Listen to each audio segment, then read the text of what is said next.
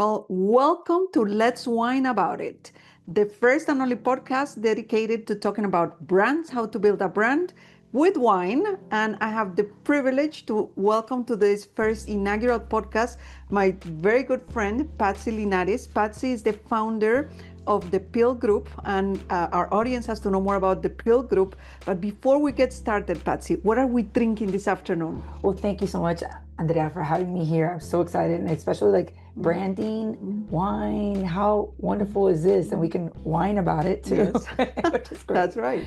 So I'm going to talk a little about branding in terms of personal brand or whatever else you want to discuss or anything like that. But I'll go into a little bit of branding and creative and design. But one of the things I love is just recently, for the first time, I went to Napa and I brought mostly California wines. We'll discuss the labels and the brands. But this is one brand of wine called From Cake Bread Winery, which is great too.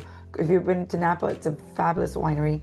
And it was started by a husband and wife back in, I think, in the 60s. And they were photographers. And they were driving around and they bought this little land. And actually, Robert Mondavi helped them do the first Chardonnay. They started with Chardonnay. And then, what do you like the Cabernet? Yes, Cab and Carmenere. Oh, Carmenere, right. And then I think they started with white. And then, so anyway, so this is their kind of a, like subsidiary, a bezel that just came out like last year. And it's a little more inexpensive, but they have great branding because they actually use the photographer, since the husband and wife was a photographer, they actually use the photography on the label. So have different photos depending on the cab or the white, whatever. And the ring, bezel, means to embed a diamond ring into and the bezel of a diamond. So how to embed it. So that's why the ring is around the photo. So, and how it takes, how jewelry making can be with wine making, all that stuff. So it's very interesting. It's super nice. And they also are part of the whole Napa Valley scene. So I love it. Wow, so, that's fantastic. I love red. I know you like white, but I love it. Well, so thank you. Cheers. Salud. Salud. Super. Let's see, we're tasting a cab. Let's see. You have to try it. You guys have to tell us how you like it if you try it. It's been airing for a while. Wow, it's very, very mellow. Very, very smooth. Okay, this is wait. You have to go. You really went through the the whole thing. My fiance is very into other ones. Into the, so I was like, the tasting experience. I was like, can I have tequila and wine? It's interesting how you just share a story about a brand, and building a brand, it's also telling a story. And one of the areas in all of our conversations that every time that we talk about building a brand, it's what story that brand conveys. And I'll be curious to well, number one, for our audience to learn more about the PIL Creative Group, because your story is amazing. And as a fellow entrepreneur, I think we bring our personal stories to the businesses that we build. But I would love to hear about your experience building brands over the years. Okay, so thank you. Again, I would love to share my story. So we've been more of a creative branding agency, definitely more on the creative side. And I started a few in-house agencies here in Miami, Florida, and with Norwegian Cruise Line, which I still have the in-house agency, and Costa Cruise Lines. So we build that story, that whole brand story, Norwegian Cruise Line, how it started, how it developed, from a Caribbean brand to a more European brand, and bring back the Norwegian essence. I always like to start with a brand and talk about the essence. Like, why did you start? What is the purpose? What is the reason you're developing your personal brand or this company? What gave you this passion? And for me, it was starting these in-house agencies and seeing such wonderful people I work with, and moving on from there. And I wanted to grow, and I had a few clients in the cruise line industry that went on to work for luxury brands, and I really wanted to dive into luxury because I always wanted. Norwegian was great. It was fun. It's just more of a mass market line, and it's priced that way, which is great. It's competitive to a Royal Caribbean, Norwegian Cruise Line, Celebrity, and Princess. But I was really wanted to go into the luxury line. As you know, I always believe, I always tell you, like, I think you should design every brand to have that aspiration to be luxury in the sense of its own luxury. You know, like it doesn't have to be like highly priced or, you know, have royal gold, you know, foil and everything, but, you know, developing a brand in that sense. So I wanted to go and tell the story. So my story then went into developing luxury brands like Regent Seven Seas Cruises. We rebranded that to more high elevation. So much so that I rebranded it that they were able to sell it. And then I moved to Seabourn Cruise Line, and we also work with Silver Seas Cruise Line. We developed their brand story when they renovated their ships to more of an Art Deco sense. So we brought that Art Deco-ness and graphics to the brochures, to all the advertising, and then from there, Seabourn, which is what we've been with for 16 years. And that's been a wonderful journey of starting the new ships, developing new ships, and understanding what the brand essence, and it's actually one of the original luxury cruise lines, because it was before Crystal, before all the other luxury cruises. And now there's we used to call it the Ritz-Carlton of the seas. And now there's Ritz-Carlton ships. Yeah, Can't call it that. Yeah, they have their own cruise line. Because when you go to people and our age, I mean, you know, you tell them like, oh, well, cruise line. I go, oh, so Seabourn. They're like, what? Like, it's like Ritz-Carlton, but I can't say that anymore. So, you know, we're used to, a lot of people, you know, go to Celebrity or Royal Caribbean and things like that. But so they're learning now more about luxury cruise lines and yachts and things like that. So it's wonderful to have worked with these cruise lines for 17 years. And we've been able to keep with our branding an 80% return ratio, which is amazing. Yes, it is. So we have a really loyal fan base. And I always say, like, when you're developing a brand, go for your loyalty first. Go for the lowest hanging fruit. Like, try to communicate to them. Well, I'm speaking of loyalty, I'm becoming loyal to this cab. It's really, really good. Yes, and it's very smooth, because sometimes you get a little bit of the afterness. But and then you know, I've been developing luxury brands and other brands from Casa de Campo. We call it Casa de Campo, and that's in Dominican Republic. And they're one of the only, I think there's only 2 other brands that have horseback riding, shooting, yachting, ecotourism to the galore, zip lining, everything. But they don't have shooting. So it's great. So we try to tell people it's like rustic luxury, because like luxury, but you walk outside and you're sweating. You're a little golf cart, and so, but it's beautiful. But thank you for asking about our journey. I can go on and on. And I apologize, but it's a journey that I've learned a lot. And then we work now a lot, which is fun, with heritage brands like Cowie Bottling Company, which they have Materba, Upiña, and it's a local Cuban brand, and they're the only Cuban developed syrup, everything, Cuban soda. Yeah, I want to make them with the jarritos. That's my goal. Yeah, I know my girls. I have twin girls who are 10 years old. They are big Materba lovers. You told me that. Yeah. So what you have to do is videotape them eating like croquetas and Materba or something. It'd be great, like a Cuban dish, if you want. And I will post that, for sure. Yeah. Or they post and we do UGC content, and then we can tag the girls. But it's interesting how you know, them being young, being 10 years old, they become big fans of soda, of Materba. But let's talk about the luxury consumer, because luxury consumers are really very particular, and it usually tends to be confused when you're building a luxury brand that is all about exclusivity. And that's usually the mindset, but I think it's different. Based on your opinion, or your experience rather, what defines the luxury consumer?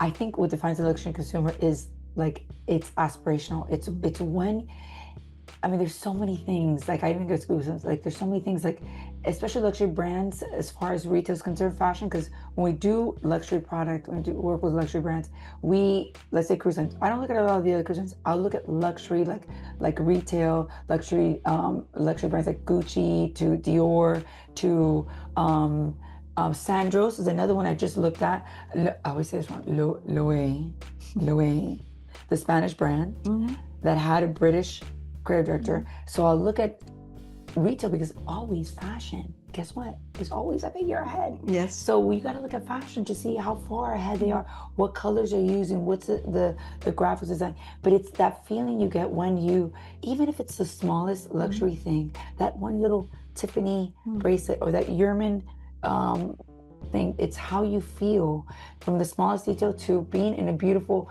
suite in Casa Campo or the most luxury street.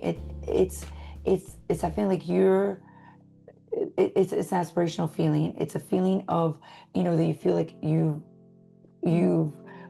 the service also when you're buying the product or you're in the luxury suite, the kind of service that you feel, it's not obtrusive, but it's like the extra details, and the extra details in every form. Like at Seaborn, we go extra mile to, like, even leave you the special note on when you have your wine bottle, everything is, it's all inclusive, but you get the extra canopies, or they'll know your name at the, or they know you like that certain cab at the rest. So luxury is also like making you feel comfortable, aspirational, comfortable, a feeling of that you're there, like you've made it, that this is like makes you feel like that much more elevated. You just described, in summarizing what you said, experience with purpose and with meaning. And that's so true to differentiating a luxury brand, because it's got to be relatable. It's got to build experiences from the jewelry that you have to the cruise experience that you take. Right. It's got to build those memories. It has to build, and those little details that you remember, that you walk in and to this luxury, even it's not the most fabulous, but it has all the details, and it makes you feel part of the story. It makes you feel like okay, this is, I can definitely tell the story again and again and again. We were in Prague when that, and it was a very well boutique hotel, very not known. Now I see it more often, and it was like the little details. It was all like a line, and then like little lion feet on the French. The little details that you can tell little stories, and you come back with that story and that experience that is very different from a luxury brand, and you have to portray that same experience. That's what I always tell the clients, like, whether you have a hotel or like, tell me the story or let me experience it, and then I can give you a better outcome. I can give you better creative and really give you the better tagline and everything. So you have to experience it first, right? That's right. And then you learn it, you feel it, and you can adapt it to everything from. And that was so much storytelling with digital. Yes. Like we have to constantly be telling those stories over and over again. And what engagement rate do you see from luxury consumers on the digital front? Because it's usually, we tend to associate that luxury consumers are older and that they're not as digitally savvy as probably the younger generation. How do you see the engagement rate? I have an 87-year-old aunt that's on TikTok. Oh my God, we have to follow her. What's her channel so we can follow her? She loves and buys on TikTok. Really? Yeah. Wow. But That's amazing. What I'm seeing what a lot of luxury brands are doing is that they're not doing everyday kind of posts. They're doing like higher quality posts that are, and doing a lot of UGC content, used content, and so they'll repost that. But it's getting younger. It's getting younger, and these Gen Zs are wanting to have that luxury experience. My son, who is 21 years old, was in Tokyo and looking for all the Michelin star restaurants. I'm like, what the heck? At 21, I wanted to just go to pubs, and they understand these brands, they know the chefs, so they're knowledgeable because the knowledge is there. Yes. It's there. So I think it's getting younger and younger every time. But the Gen Zs, even the millennials, they want that experience that they can touch and they can feel. I think actually now Barnes and Noble is opening more stores. There's more brick and mortar. I just had an article from Cons, at Reason Cons, and with all the advertising agencies, that the people want back magazines, brick and mortar, so they can feel, they can walk in the store and feel. We want the touch. We want the touch. Yeah. We want the touch, and that touch better be good. Yeah. It better be like the right papers, the right. Speaking of, I'm gonna bring up one wine. Can I bring up another wine? Of course. Okay, can I do that? All right. So this is Groth, just speaking of papers and touching and feeling. So there's something about, we just did a beautiful brochure for Seaborn Cruise Line, And we for 3 years, 4 years, we had them brochures. It was all more brochures because of COVID and what have you. Right. We're back to doing brochures. And actually the tactileness gives you a sense of when you even close your eyes, you feel like something, like there's some essence that you feel when you get a brochure or you get a magazine and it has some tactility to it that you as a sensory, and you remember it more. Yes. You know, so what Groth did, this is the more mission style.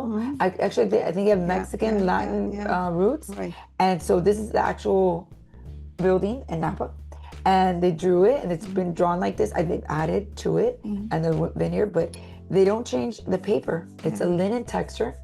And Groth is, I mean, they have some more expensive wines and some of the, you know, they vary, but they're known for their Sauvignon Blanc. Yes, yes. And excellent. It's one of my favorites. It's, I know they have a lesser brands, but this is like one, I think, very classic, very simple, but yet it exudes like very luxury, especially the font. You know, the fonts, the coloring, the texture gives also that sense of luxury, of where you're at. You know, like in the now, boss. let me ask you a question. And as we drink more wine, the conversation gets more interesting. Right? I'm gonna keep going through wine. So you try it. That was natural. So it's been said that artificial intelligence is going to replace a lot of the work that we do, right? Design. And what's your vision? What's your take on this? I'll change the page. Wait. Sorry. Go. Sorry. So what's your vision? What's your take on the role of artificial intelligence replacing these experiences that come to life through design, through user experience? So I think, and I don't know if everybody's heard of Gary Vaynerchuk, and how I just listened to something that because of course everybody's asking like, oh, are you going to get rid of all your people in your agency? You can do it with AI. So, okay, so when I was starting out, there was a printing press. We didn't have the computer. We didn't have AI and everything. And it was a printing press. And these typesetters and these and that they went away because we did all the typesetting. We had not InDesign back then. I think it was like some Adobe program, but we had other programs and things like that. So what happened to them? They had to adapt. They went to school and they learned how to, you know, really learn another craft, whether they went into account service or they went into something else. And so I think what we need to use it as a tool, and it definitely expresses what we need. And it's great. I had this designer on Instagram that did a whole thing for McDonald's but how we have to get out, we have to prompt, we have to learn how to prompt, we have to learn how to do the AI agents for each client. But the idea, the strategy, it can't do it. Like you have to prompt it, you have to give it the information. And even some of the strategy is not right. Like until you meet with the client, get the stakeholders and get their full idea of what the branding is or what the perspective is or what you're doing or what you're thinking, or even have a great time with them in a bottle of wine. Like, you know what? The suite is gonna have a bunch of Hublot time things. I'm like, what? Hublot? Oh my God, we're gonna talk about that. You know, like you don't get that from AI. You know what I mean? Like it's that one-on-one thing that I think that AI is not going to be able to give it, but you can prompt it really well. You can use it as a tool, just as we use a T-square, just as we use a Mac, an Apple computer as our watch.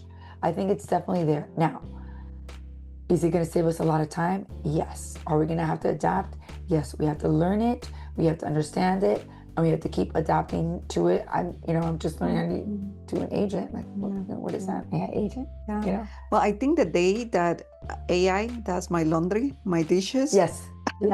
I would say that we have reached a new level. We have reached a new level, yes, and it will because with Elon Musk, I think they can have a little robot that's going to be able to, before you get home, be able to do everything for you. And we just drink our wine, right? I just think for luxury, especially, you need that extra special touch that AI can be a tool, but I don't think it can ever it's hard for a client to just go into AI and develop the branding. Like there's so many things. Like this one designer was like, this McDonald thing is like, it came up with this some crazy thing. And I think I even posted something like, I tried the Barbie thing of how many different renditions, and they were horrible until I prompted it correctly. Yeah, You know, so that's I mean, amazing. I would be scared too. Yeah, yeah. And I think it got a lot of backlash. I think it was um, Coke that did the whole AI commercial. Did that Yeah. appetize you? Did that like give you any feeling of the happiness and joy that usually is part of their brand? I'm impressed, Patsy, how passionate you are when you talk about brands, building brands and luxury brands. But this podcast is also geared towards entrepreneurs, companies that may not have the budget of major multinationals, right? And what's your advice, in addition to a good wine, when entrepreneurs, and we're entrepreneurs ourselves, go through ups and downs, on how to start building a brand, and especially creating that, because usually entrepreneurs, when we first start, what we do is we design a logo, and we tend to assume that a logo is our entire brand identity. And as we progress, as we grow our businesses, we realize that more is needed. But what would be your advice for entrepreneurs out there building their brands? Well, let me talk about a wine as you say that. Yes. That was perfect wine to talk about that. Because actually, we're in Coral Gables, Florida right now. So I have this wine. I'm gonna share this podcast with her because she's awesome. She actually went to school of hospitality in FIU, and she ended up marrying the owner of this winery. She worked in Napa, and she ended up marrying the owner of this winery. Yeah, FIU alumni here. FIU alumni, and I am FIU alumni because I got my master's in marketing at FIU. So I love FIU and everything and over. So, but I'm a UM alumni, alumni too, undergrad. You gotta disclose that, yeah. And then I have kids in the University of Florida. So okay, so I have all three. But when I was at her wine tasting, she told us about her branding. Stephanie, thank you. Yes, and so they had a very small winery, not like Cake Bread or Groth or whatever. Those are big. So this is a very small winery. You go there, it's very casual. But they had the H, but not really. The B was defined. The idea, they're super sustainable. Vintage and vineyard, and so she made the B even bigger and be part of the H. And Honig means honey in German, so that the bees are part of their whole brandy. Now, what's interesting is the bees do have a function besides making honey. They actually go and kill a lot of the pesticides, so they use them for pesticides and everything like that, and they help with the pollination of the wineries and the plants around it. So it's really interesting how they've actually used the bees from the name to actually work as part of sustainability. Wow. And they've done things like, so they don't have a big budget, no budget for marketing. They really don't have a lot. So they use their parts of their manufacturing to show. What do? They took off the label, and now you see the logo. So you don't really see, you don't really need that. In essence, you can just, they have a little glue. And so that's a big part of their branding, to show the logo, and then they're one of the first to take off the label. Oh, that's amazing. I yes. noticed that. You don't need it. You don't really need it. Yeah. You don't, and there's a lot more brands. Maybe that one didn't have it either. Oh, that one. So the logo, and then what they use the bottle, because they know they have to make bottles. So they do really nice foil to make it more elegant. And then they use the label to expose their brand even more. And this really stands out. And the wine, I should have done a video of this, how it stands out, because you see their whole vineyard and their drawing. And I think a family member actually did the drawing because they didn't have the money to pay any illustrator. So did the drawing in the back, so that shows how they're using branding to tell a story beyond just the logo. And now with digital, you have to have a story beyond the logo. Like there's no way you will die and not survive. And very much so, like if you have a retail brand or a small brand, if you're just a creator, you probably can develop your brand and make it even more than what it is, just by using the power of digital marketing in the right essence. Is it right on LinkedIn? And LinkedIn, again, you get a lot of impressions, but you better have people play that video, because impressions are impressions, but that comes up. But you do interesting, thought providing thought leadership kind of videos, even if you're small, use the power of digital to do that. And I think, and I've heard this before, you can be a Walmart and just sell online and spend a ton of money, or you can be on TikTok and sell as much as you can and be small. It's information you're putting out and how you're putting it. Even I should be doing a better job of that. Right. What's your favorite social media? Is he being able to hear me? Yeah. Okay. I just want to make sure. So, what's your favorite social media channel? For me, Instagram. Hands down, number Why? one. Instagram. Why Insta? So you're on Instagram. I'll be online. I'm like, oh, I'm on Instagram. I just feel like it knows my algorithm. It knows what I like already, and I feel like it just welcomes me every time. It just like it really, it's like gives me the right information. I love when I'm searching. The little wall. I forgot what it's called. The wall where you see all the search. Where you always want to get as much popularity as possible to be on that search wall page. And I feel like I find so many interesting things that I didn't know about from Instagram and LinkedIn. But this is the thing with LinkedIn. And I know we love LinkedIn. I love LinkedIn. Okay. And I think there's a lot of power in LinkedIn if you have good video content, if you have good thought leadership, right? Yes. A lot of information and community building. Yeah. Right? I think the wine, it's really inspiring you more and more. No, I can talk about anything. Okay, let me, you say, No, but I think that you hit it right to the point that I wanted to get across, and which is the name of the game is engagement. And how do you get to that engagement? By having the right type of content, number one, but also the right type of visuals. Because using Instagram or LinkedIn, it tends to be overlooked. Yes. We tend to think that if we go on ChatGPT or whatever artificial intelligence tool we use, just producing content with some emojis is going to do it. And that's not the reality to build engagement, right? Because at the end of the day, that's what we want to achieve. But going back to luxury brands, what do you recommend for a luxury brand to really position themselves and to work with the algorithm on Instagram? I think doing paid ads. Number one, hands down, paid ads. I think as much as videos are great, I think it's important to create. I know what they call it now. It's called content. It's almost like there's content, right? There's words and whatever, and there's pictures, but it's content foraging in a sense that you're not just putting out a video, you're being consistent. So the more consistent you are in your visuals, the more, okay, how do you do that? Okay, I have this wonderful UK guy, Rudy, I forget his name. He's always wearing red. He's Mr. Red. He's so sick of that color red. He's ready to like whatever. But people know him. Rudy, he's red and whatever. The more consistent you are, the more you find your consistent product. So this product, keep it the same. Like don't change. Like the more you're positioned a certain way or you're wearing certain things, you have to do. But also the graphics. Yeah, the graphics are so important. Like people, like I think, like at the beginning of the year was like, just post videos. Who cares? Doesn't have to be done. Okay, but then you're like everybody. But the more fortunately, like the more detail you put into it, the more you know it's you. So you know it's PIL because it's the black and the red. You know it's a square because we're doing always a square. You know, like it's that consistent, because when we're sick of it, is when people are just getting. Yeah, and being intentional about it. Right. No. Being very intentional about it.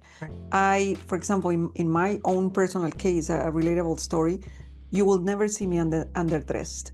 Probably you will never see me wearing jeans. How about when you're dropping off at school? When you're dropping off at school, come on, a little bit. No. Poquito. Un poquito in good Miami fashion style. No, I think one of the things that I've always, because I like it, it makes me feel good, dressing up. Even if I'm coming to the office and being by myself, I will always dress up. And I think it's amazing. That consistency, it becomes second nature. Okay. And so what you're gonna do, this is a homework for everybody. Do a month of content of how she dresses.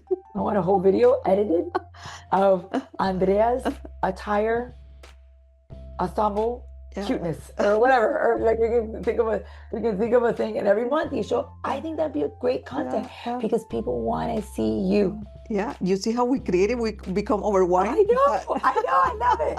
I love it. Oh, and they say the biggest thing now, right now, the biggest, well, there's a whole bunch of trends. You guys, Diego, Rodrigo, these guys are awesome. The latest trend right now is showing employees doing stuff at work, like fun stuff. Like we did a whole thing for Cowie, like, because they have bottling company, so it's like Laverne and Shirley. Yes. Remember Laverne and Shirley? Yeah. No. Our younger team members, some of who are here in the room, they don't know what we're talking about. So we did a whole thing with, and then we did the whole, the song, and then the bottle. Listen, that got so many views, like it went by, I don't know. So it's something like that you want to be professional, but you want to show that you have a human side. And I think that's also with luxury too. Like you have to be so perfect. And I know it's perfect, it's great, and it's fabulous. You want to be and everything, but it's always like a little something like to show, like how the product is being made, or how, like for Seymour, how that beautiful dessert is being put together by the chef is always great to know. And those little luxury experiences are very important, I think. They're key. What's your favorite luxury brand? Depends what area. For fashion, I love Burberry. I've always loved Burberry. I think that Burberry went from really conservative, British, to very bland, because the whole blanding, there's all these things like bland, to now the whole Maximilianist, like very detailed, very going back to its roots, going back to the heritage. The logo is very much like a seal. So I love that, the texture. I love everything about it, because it's very, and I love London. That's great. And when it comes to jewelry, I love David Yurman. I think it's accessible to everybody. I think it has higher low price points. I've had my Yurman jewelry since before my kids were born. Then my ex-husband gave me some pieces, and then some I bought new after I got divorced. And then I just think it looks great no matter what you're wearing. It looks.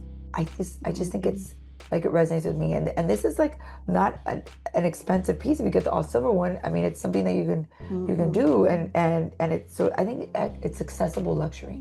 I think Tiffany's the same, has good pieces that are accessible to somebody that's buying their wife a nice Mother's Day gift is always nice, and then eventually, or maybe for their daughter, eventually they grow with that brand, that's important too. I think they, in the case of Tiffany's, they've been so consistent with their coloring, their color palette, their visual, and it's an experience. I mean, from the moment that you walk into Tiffany's in New York to any store, it doesn't matter where in the world you are, there is so much consistency in how they display themselves, how they portray. And they adapt. That's one thing about branding too. We need to adapt. Like even myself as a design firm and stuff, like we need to keep adapting. So Tiffany, what they did, I teach a class at UM on graphic design. They take the color, it's a specific PMS color. It's mixed for them. Nobody has that color, right? It's the only color. So they had actual Michael Jordan shoes with Tiffany. So they collab. It's a new thing. You got to collab. Yes, yeah. And they had Michael Jordan shoes with Tiffany. They had Kith, which is a rapper brand, do some pieces with the Tiffany color. They have had cars, I'm sure, with the Tiffany color. Oh, yes. Ooh la la. A little bit more. Thank you. Thank you. Speaking of color, I have another wine that you're going to like. Which one? I have another wine that we can talk about. You want me to bring out another one? I'm ready. Okay. All right. Okay. So we're back because of AI, right? That's right. But we've made good progress with our wine. I'm happy to report that it's almost gone. We liked it. I'm so happy you liked it. Yes. So you were gonna tell us, Patsy, about Juggernaut. Yes, Juggernaut, right? It's hard for me to say, but I tried this one time at a restaurant, and it's not an expensive wine. But as far as rebranding, they just rebranded last 2 months. And what's important about this, especially like you have worked your way up Mhm. to where you are today, how you've struggled, everything we were talking about, like how family, understanding Yeah. where as a design firm, marketing firm, I've been through so much. The thing about juggernauts is they grow their vines like on the edge of, it's somewhere in California, Napa. I'm not sure exactly, but it's on the edge. It's a very constrained environment. They barely get water. They're in fog. So these grapes are very rugged, so it's a very robust feeling, and it's almost like a vanilla robust feeling. I don't know. They said it's like amazing. I've had it, and the restaurant's great. So they just really recently branded to more of a rugged, super rugged illustration of a lion.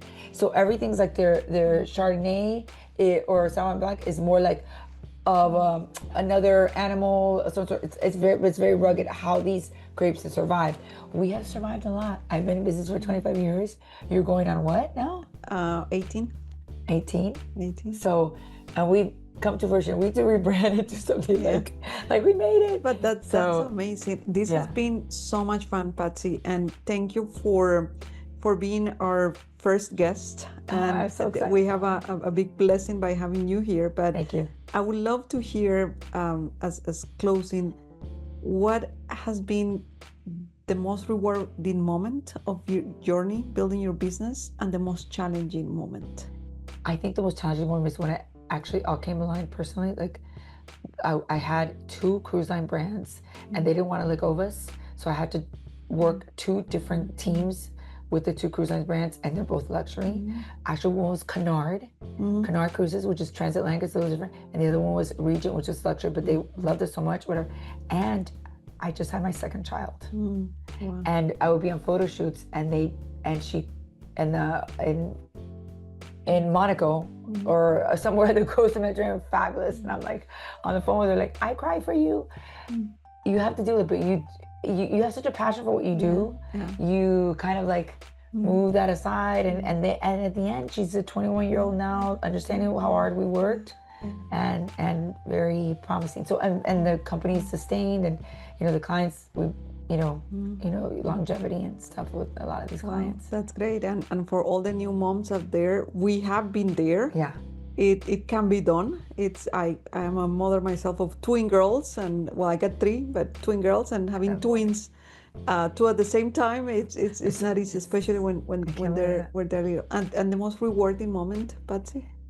I think it's being able to have the clients as long as I've had, and longevity, and have my kids be they're really successful students. So you're supporting them, they're doing great. They have their careers set, so I'm very happy. But yeah, the trust that the clients give us, and making new friends in this industry, like everybody here has been wonderful. It's been a great experience to be able to communicate all this now in the industry, how it's evolving and stuff. So that's always great. So any final wine recommendation? I would go with Casamigo tequila, but that's me, or Don Julio. But I definitely, surprisingly, I think the cake bread was the winner.